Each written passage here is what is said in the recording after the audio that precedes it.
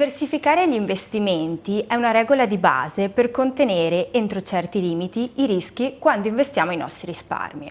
È importante però interpretare correttamente questo principio per non cadere nella cosiddetta trappola della diversificazione ingenua, una semplificazione del principio che può indurci in errori. Cerchiamo di capire un po' meglio il concetto attraverso un esempio. Immaginate di investire in titoli di due aziende, l'azienda Pioggia che produce ombrelli e l'azienda Sole che produce creme solari. È evidente che cambiamenti climatici importanti incideranno in maniera opposta sui profitti di queste aziende.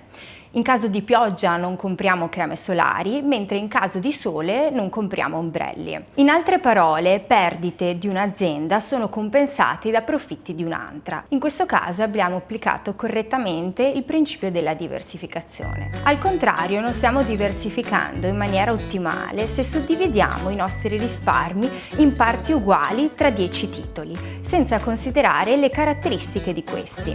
In questo caso si parla di diversificazione ingenua. Così come state diversificando solo apparentemente se investite una considerevole fetta dei vostri risparmi in azioni della società per la quale lavorate, perché se le cose in azienda dovessero andare male, nello scenario estremo potreste perdere il lavoro e anche i risparmi.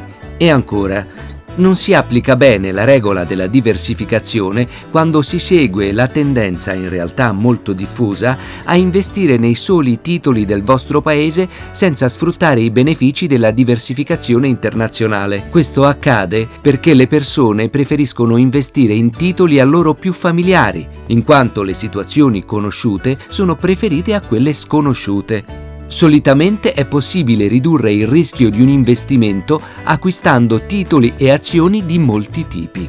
Mettiamoci alla prova chiedendo a un gruppo di persone se la seguente affermazione è vera o falsa. Vero? Falso. Falso. Falso. Falso. Vero. Vero. Vero.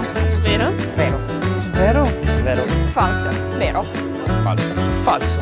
Vero. È vero, ma occorre intendersi sul concetto di titoli diversi. La diversificazione del portafoglio si realizza in due modi, entrambi necessari: aumentando la numerosità delle attività in portafoglio e investendo in attività strumenti finanziari a bassa correlazione reciproca, cioè il cui rendimento non varia, aumenta o diminuisce in modo simile al verificarsi di un medesimo evento. Il primo principio può essere più intuitivo, ma quasi nessuno intuisce e applica il secondo, finendo con l'investire in titoli solo apparentemente diversi. Ripartire i propri risparmi in più attività è sicuramente una buona regola empirica. Tuttavia è importante investire in titoli che abbiano caratteristiche diverse, i cui rendimenti nel tempo non si muovano in senso simile.